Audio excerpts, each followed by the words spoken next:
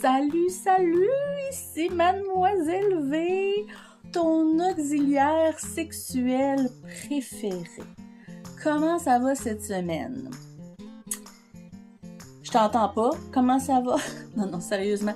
De mon côté, c'était pas une super semaine. En fait, ce qui s'est passé, c'est que ma chaîne YouTube a été fermée pour 2 semaines à cause d'un thumbnail que j'ai fabriqué pour le BDSM, le vidéo BDSM, qui, selon eux, respecte pas les normes et leurs politiques. J'ai beau essayer de chercher et trouver là où ça échoue, je comprends toujours pas. Mais toujours est-il que le 2 semaines arrive à échéance dans quelques jours. Donc, si vous voyez cette vidéo-là, c'est que c'est déjà réglé, en espérant que je vais pas me tromper une autre fois, étant donné que je sais pas trop c'est quoi que j'ai fait comme erreur. Mais bon. Aujourd'hui, on va parler ensemble de quelque chose d'un peu touché.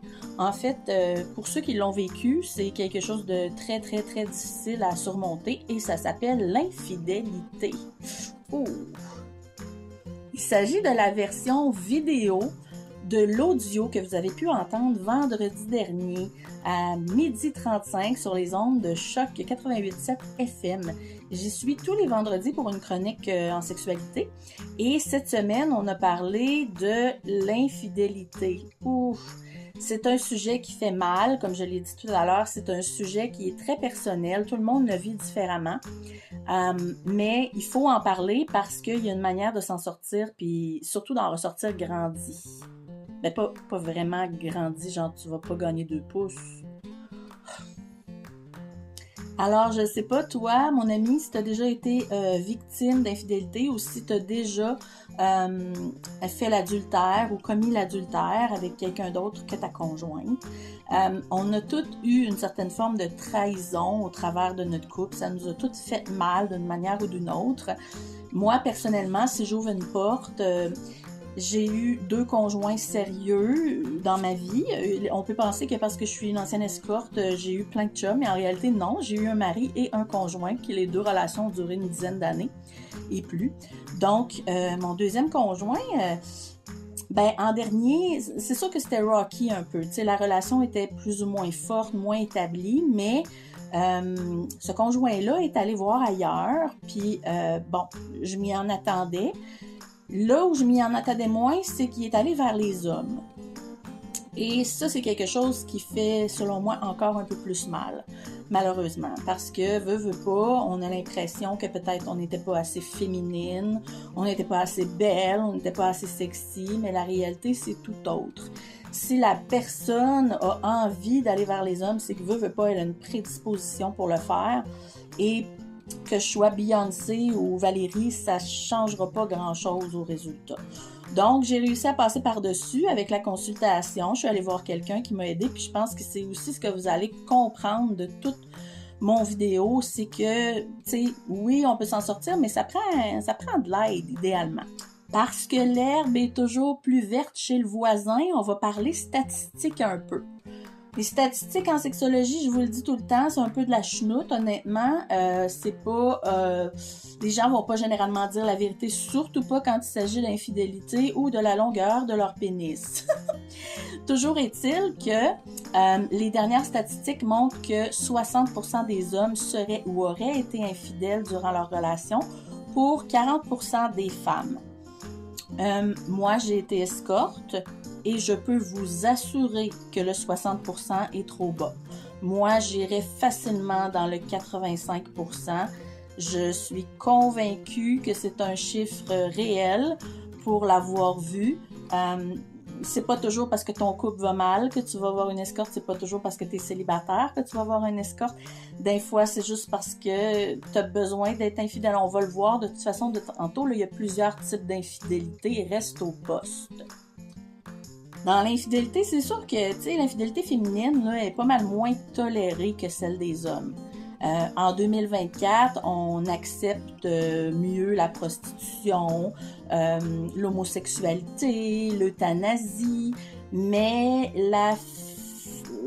l'adultère féminin, on n'est comme pas rendu là. C'est encore un sujet qui est extrêmement tabou.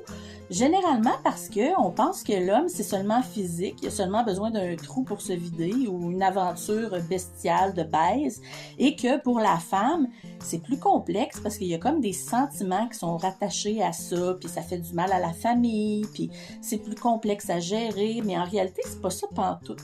Hein? S'il y a des hommes qui veulent juste tremper leur quéquette, il y a des femmes qui veulent juste se faire sécher la moumoune. Hein?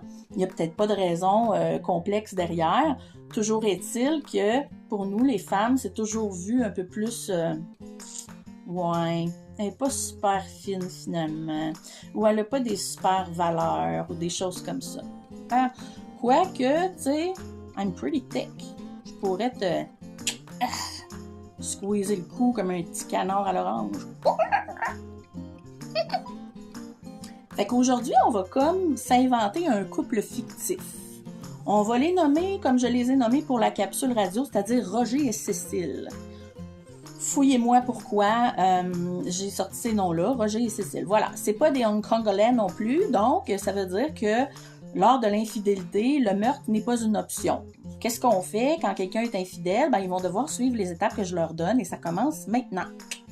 Premièrement, Roger et Cécile, là, est-ce qu'ils ont pris le temps, quand ils ont commencé une vie à deux, quand ils ont décidé d'être monogames, entre guillemets, est-ce qu'ils ont fait une définition ensemble? Est-ce qu'ils se sont entendus sur c'est quoi ça veut dire être fidèle? Qu'est-ce que ça comprend? Est-ce que pour toi, par exemple, aller au danseur nu, tu me donneras l'adresse, s'il vous plaît, et avoir une danse contact serait tromper ton conjoint? Est-ce que d'entretenir une relation romantique ou d'avoir des sextos avec une fille sur Internet que tu connais pas et que tu n'as jamais vu, c'est tromper quelqu'un? Est-ce que d'avoir embrassé quelqu'un ou d'avoir touché quelqu'un sur la fesse, par exemple, ou avoir eu un rapprochement quelconque, c'est tromper pour toi? Tu vois où je veux en venir, c'est vraiment très, très, très différent pour d'une personne à l'autre. Puis je pense qu'on s'entend tous pour dire que ça ressemble à ça, mais en réalité, ayez vraiment des mots là. Tu sais quoi pour moi, la fidélité, puis qu'est-ce que je m'attends à recevoir de ta part pour le futur à venir? Quand on a des barèmes précis, c'est vraiment beaucoup plus difficile de faire des erreurs. Malheureusement, c'est ce qui est arrivé à Roger puis Cécile. Ben, malheureusement, Cécile a commis une erreur. C'est un couple fictif que je viens d'inventer, je vous l'ai dit, qui est ensemble depuis au moins 5 ans. Et Cécile aurait une relation passionnelle et sexuelle avec un collègue du bureau. C'est arrivé quand Roger, l'année dernière, a eu un accident au travail, fait un gros burn-out, a eu une dépression, a dû prendre des antidépresseurs, ça l'a réduit sa drive sexuelle, mais comme... Et Cécile, qui, elle, est habituée à une certaine routine sexuelle et surtout à de la tendresse, des caresses, de l'attention de la part de son conjoint, a comme décidé de bifurquer puis d'aller passer en dessous ou par-dessus la clôture, ça dépend de sa grosseur. Non seulement Roger était dépressif, était en burn-out, mais en plus de négliger les besoins sexuels, il a aussi négligé les besoins émotionnels de Cécile. Et Cécile, de son côté, n'a peut-être pas eu la patience nécessaire d'attendre et au lieu d'en parler, elle s'est laissée piéger dans le mirage qui est l'infidélité. Fait que Roger l'a découvert, puis Roger il est anéanti solide. C'est comme un tsunami émotionnel, c'est souvent ça qui est utilisé sur Internet, puis je suis d'accord. On passe par un choc, une trahison, c'est un deuil finalement, tu sais, c'est un deuil de la relation telle que tu la connais, mais aussi un possible deuil du futur que tu aurais eu avec Roger, tu sais. Donc, c'est un peu comme la mort de quelqu'un, c'est aussi cruel et aussi difficile à passer au travers. Pour savoir si Roger et Cécile vont redevenir un couple, si Roger va être capable de passer par-dessus l'adultère, Roger doit d'abord identifier c'est quel type d'infidélité. C'est une bonne façon de se remettre en question, de comprendre ce qui s'est passé et de mettre des mots sur la trahison qu'on a vécue. OK? Il y a comme 3 types d'infidélité. Une de mes pratiques régulières, c'est la thérapie de couple. Ça, puis construire des petites cabanes à oiseaux avec des cure-dents. Non, toujours est-il que je rencontre beaucoup de couples et puis avec le temps, j'ai été capable de différencier 3 types d'infidélité distincts. Sur Internet, vous allez peut-être lire autre chose, mais là, moi, je me fie aujourd'hui à ce que j'ai vécu, ce que j'ai vu. Donc, premièrement, on va avoir la fameuse infidélité rationnelle. C'est celle qu'on connaît le plus, c'est-à-dire que il y a à un moment donné le besoin dans le couple de tendresse, d'amour, de caresse, de sexe, de rapprochement physique a été ignoré. Il y a eu une certaine carence, c'est-à-dire que on cherchait là dans le pot, dans le fond de la tirelire pour aller chercher ce qui restait, mais il reste presque plus rien. Fait qu'il y a une certaine frustration qui a poussé Cécile à justement sauter la clôture pour aller vers son collègue de bureau qui, lui, soudainement, lui donnait tout ce dont elle avait besoin finalement. L'infidélité rationnelle, c'est probablement la plus répandue. Hein?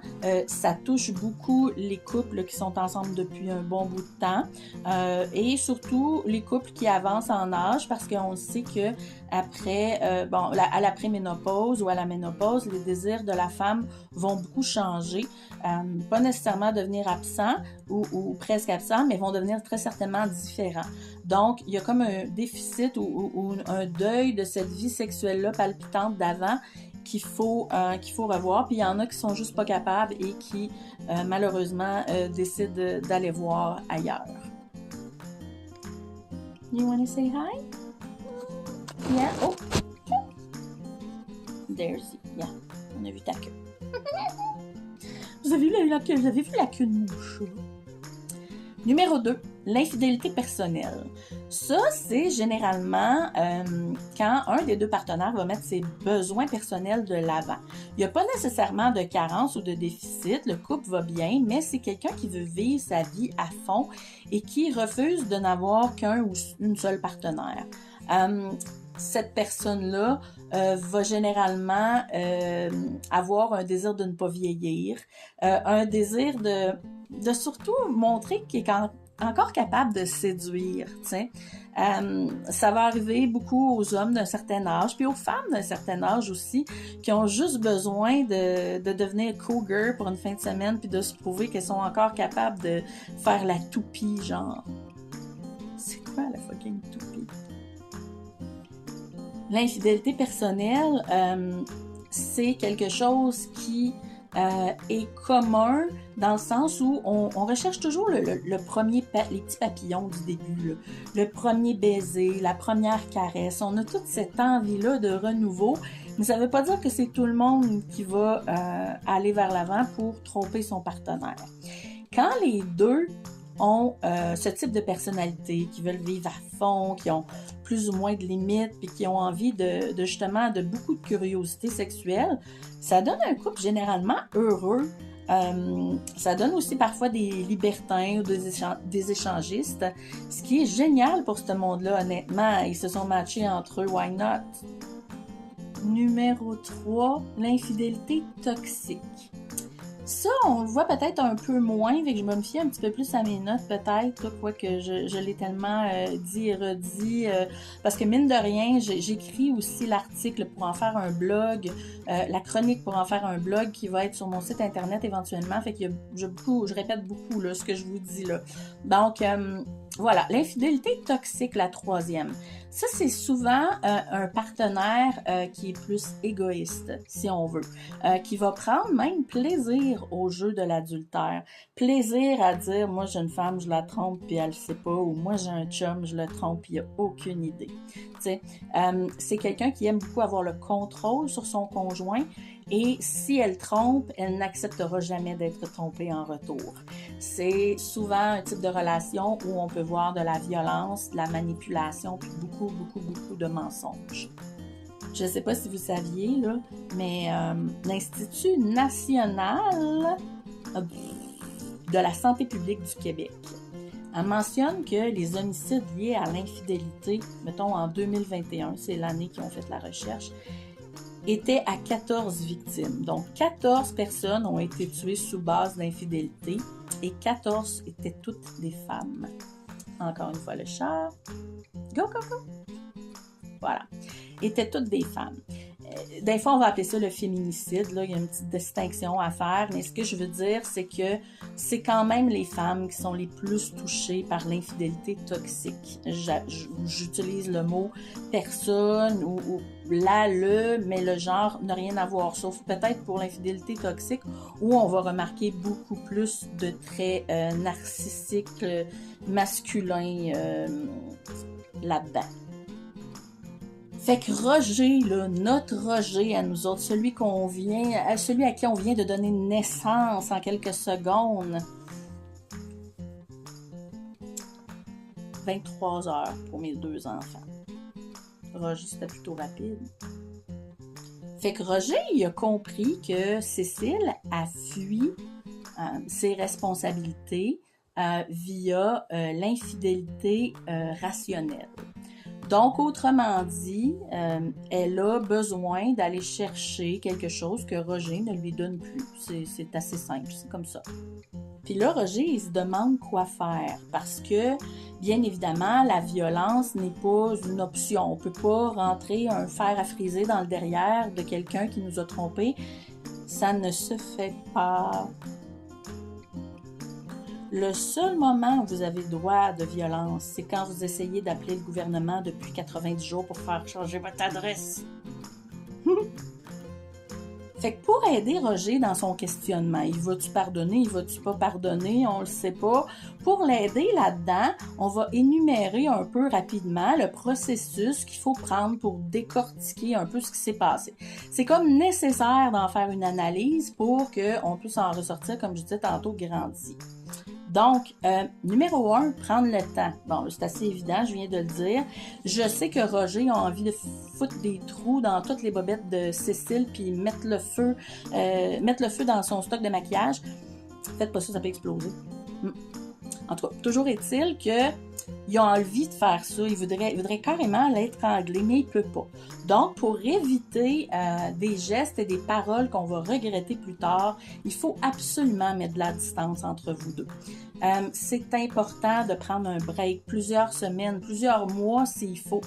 De juste se mettre en stand-by. Si vous voulez rester fidèle, restez fidèle, mais éloignez-vous l'un de l'autre pour un temps. C'est absolument essentiel. Si tu veux, Roger, va chez un ami ou demande à Cécile d'aller chez un ami et c'est vraiment une étape hyper importante pour que le reste puisse suivre et faire son cours normalement. Puis je le sais que c'est difficile parce que c'est quand ça se produit qu'on veut régler la chose. On veut avoir réponse à nos questions maintenant. Sauf que la réponse à nos questions ne va pas nous satisfaire. Peu importe ce que la personne va nous dire à ce stade-là, ça ne sera jamais suffisant. Ça va juste empirer la douleur qu'on ressent, croyez-moi. Gérer ses émotions, faire face à la chansonnette, c'est pas facile, mais il va falloir à un moment donné apprendre à les identifier, ces sentiments-là, puis à les vivre jusqu'au bout.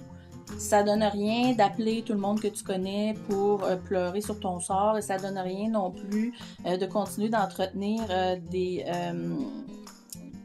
conversations haineuses envers Cécile avec ses amis ou envers des gens que vous connaissez tous les deux. Tu as le droit de te confier, là, mais confie-toi à une personne de confiance, pas tout ton cercle d'amis, genre. Roger devrait aussi s'aider en faisant plus d'exercices. Ce que ça va faire, c'est que ça va faire augmenter son niveau de dopamine et ça va réduire un peu l'intensité de ses sentiments dépressifs ou ses sentiments de peine, si on veut.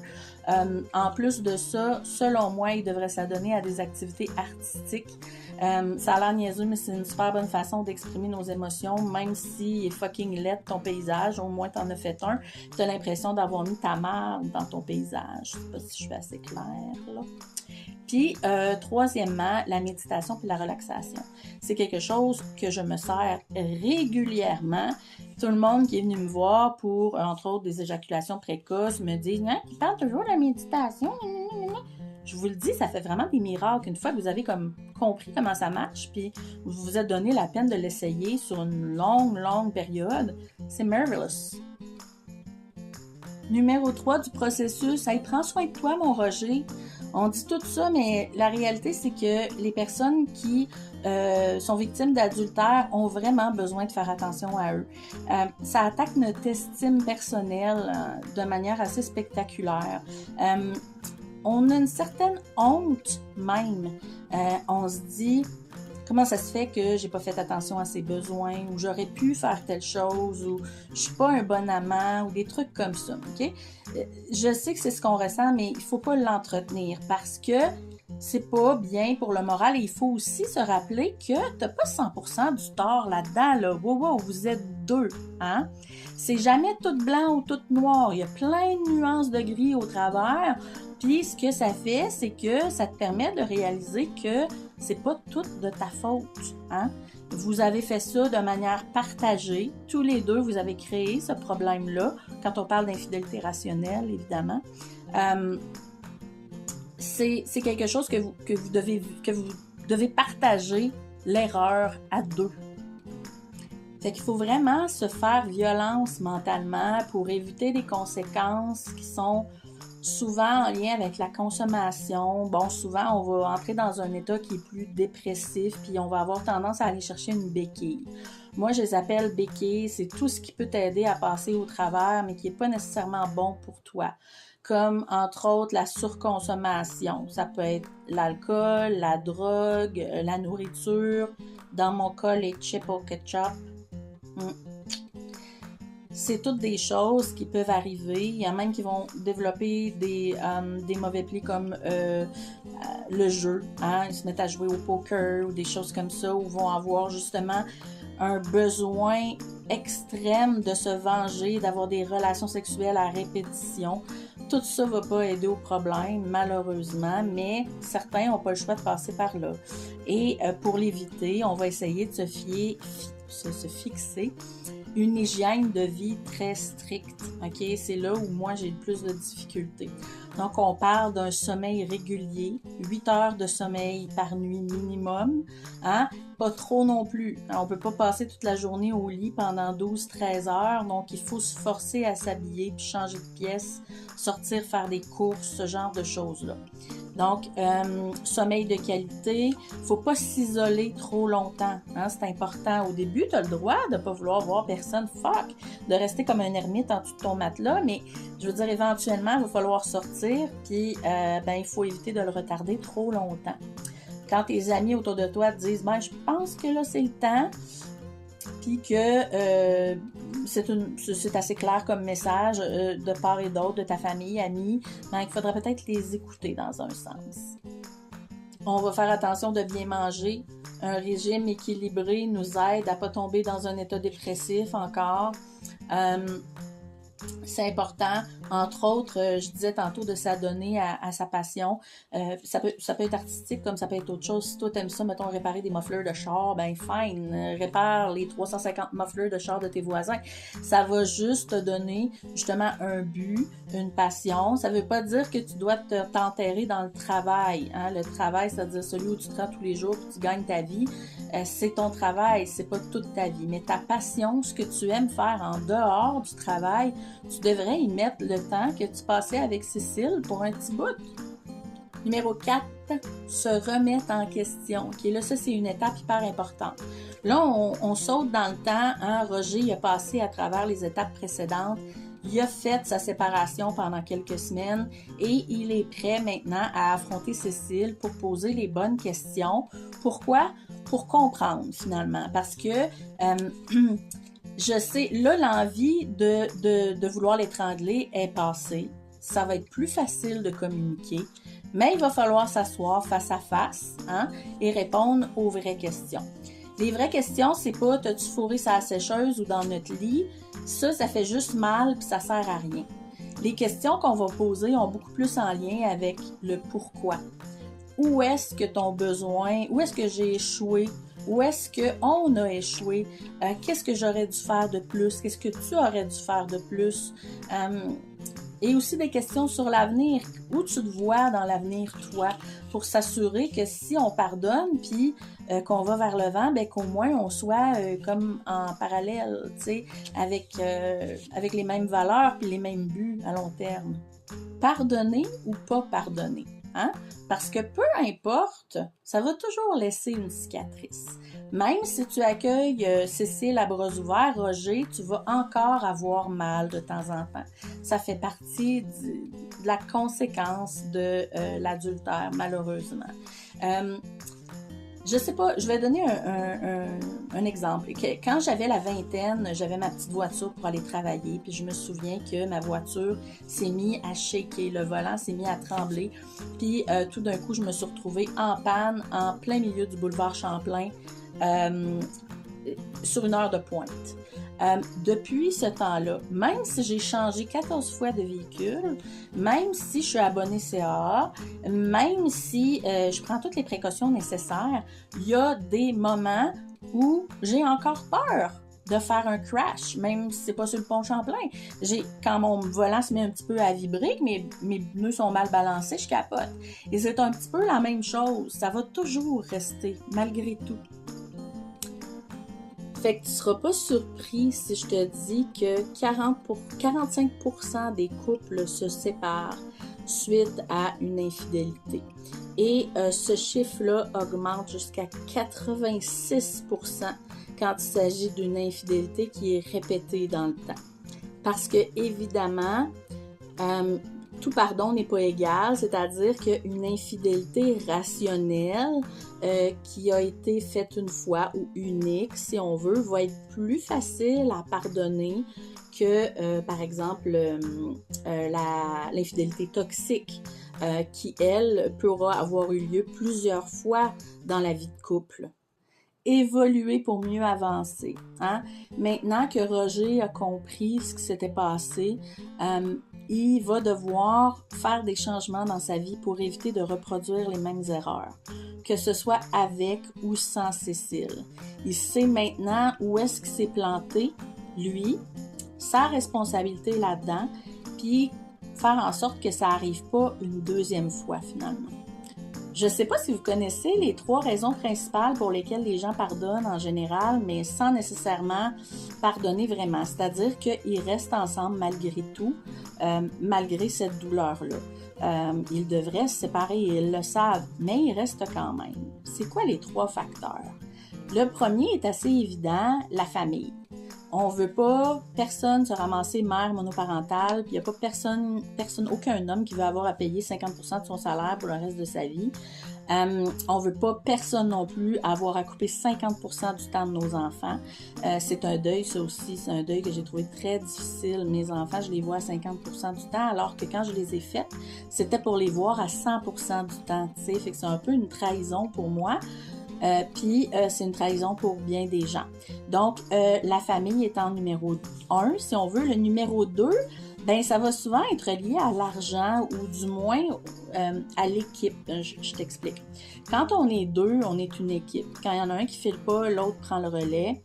Quand tu es tout seul, tu peux juste compter sur toi. Évidemment, tu as des amis, de la famille, mais veux pas, tu n'es plus une équipe, tu joues solo. Donc, tu dois toi-même faire face aux conséquences de la vie seul. Et c'est pas toujours évident. Donc, il y en a qui ont peur de ça. Je l'avoue que j'étais l'une d'entre elles. Juste l'idée d'avoir à laver mon bain puis vider ma tank septique. Non, pas de tank septique. Passer ma tondeuse, mettons. C'était quelque chose qui me faisait peur et ça m'empêchait de faire ce que j'avais à faire, c'est-à-dire foutre le camp le plus rapidement possible. Le numéro 3, il est évident, mais on n'y pense pas forcément, l'amour. Hein? Parce que l'infidélité, ça veut pas dire qu'on n'aime plus la personne. Au contraire, on l'aime encore avec le temps, puis c'est ce qui rend le tout tellement difficile. On se sent trahi par la personne qu'on aime et d'un fois, on l'aime tellement qu'on veut juste faire comme si on n'avait rien vu finalement. Vous êtes plusieurs à me demander toujours la même question. J'ai été infidèle avec ma conjointe ou mon conjoint. Est-ce que je dois lui dire? C'est dur pour moi de répondre à cette question-là, hein, parce que toute infidélité fait mal égale.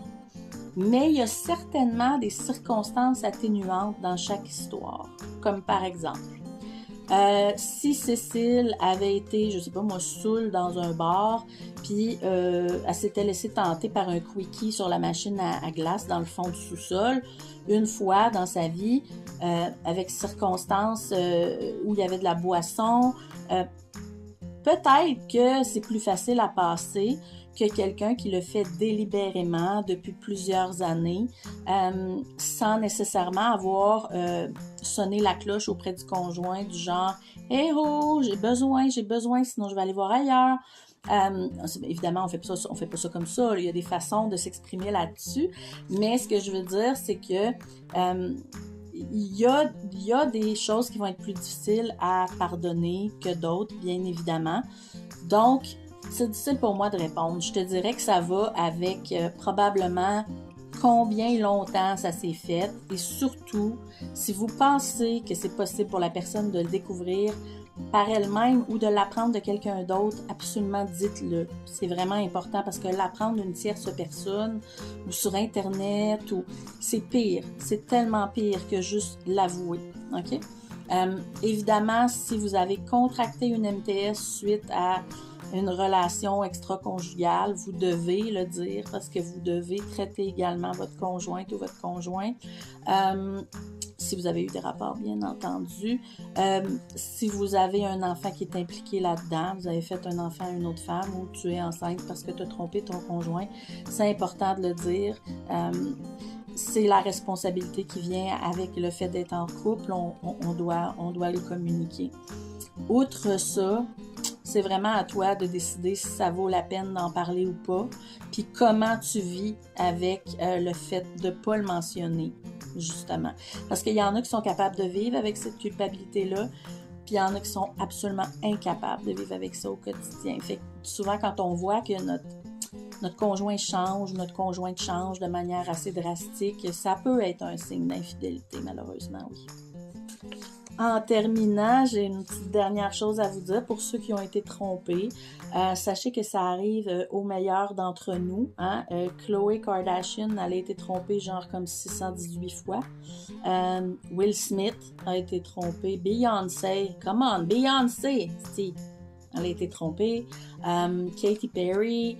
Il y a plein de gens comme ça qui sont la crème de la crème, qui sont tellement beaux, tellement riches, tellement parfaits a priori, mais qui n'ont pas échappé à l'infidélité. Puis ça va malheureusement continuer. Donc, il faut être à l'écoute de notre partenaire et il faut communiquer, je le dirai jamais, jamais, jamais assez.